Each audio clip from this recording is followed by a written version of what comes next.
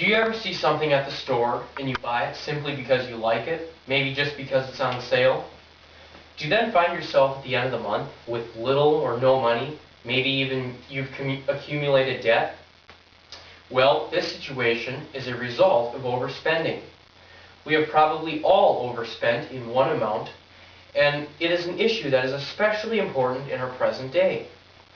40% of Americans spend more than they earn, according to Paul Bannister at Bankrate.com. Considering that information, I would like to cover some of the main causes of overspending. Understanding what caused the problem is usually the first step in fixing or preventing that problem. Second, I would like to discuss why overspending is dangerous to your physical health and your financial future. Finally, I'd like to present to you some simple solutions that you can enact to prevent or fix this problem. First, let's take a look at some of the common causes of overspending. The first cause is lust. The U.S. has increasingly become a society seeking instant gratification, and credit cards and loans have made this increasingly possible. This is evident in the statistic by carddata.org, which state that everyday purchases with credit cards went from 33.2 billion in 2005 to 51 billion in 2006. Getting what we want right away has become increasingly possible and increasingly normal. Being disorganized in your finances can also lead to overspending in unnecessary areas. Kimberly Bagley, a CPA, has found that lost tax deductions as well as high tax preparation fees result from disorganization. When you have no record of your expenses, you only know how much you have when you run out. Credit cards are also a cause. While credit cards are not bad, they have enabled consumers to spend without being aware of their expenses until the end of the month. There are 242 million credit cards in use, according to the General Accounting Office in 2006. The average American's credit card debt in 1990 was $2,966. In 2007, it jumped all the way up to $9,840. The fourth cause of overspending is stress. When you become overwhelmed by maybe stress from your job, or relationship issues, or maybe even lack of money, you will probably look for a release for that stress. Many people use spending as such. A study by professors from Harvard, Carnegie Mellon, Stanford, and the University of Pittsburgh found that people spend more when they are under high stress, depressed, as opposed to when they are happy or elated.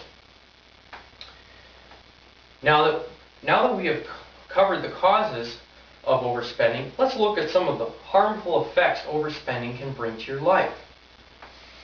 Physical health is greatly affected by overspending. Insomnia, heavy drinking, and as well as suicides are some of the most common effects. While we may feel stress about not having enough money or toys or belongings, we increase that stress by spending money we do not have and compounding the problem. Relationships can also be affected. While one spouse may be frugal and thrifty, the other may be frivolous and an overspender. This can lead to great marriage problems. In a Citibank report, 57% of divorced couples cited money as an issue that led to their divorce. Your financial future can also be affected by your spending habits in the present. The August 2008 issue of U.S. News & World Report found the average American's debt, excluding mortgages, is $16,635. The borrower's average oldest debt is 14 years old, according to myfico.com. Those statistics lead up to this final statistic from the U.S. Department of Health and Human Services, which found that 96% of people will retire dependent on the government, family, or a charity.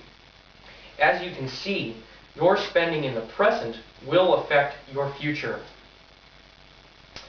There is a final aspect of spending, and that is national spending.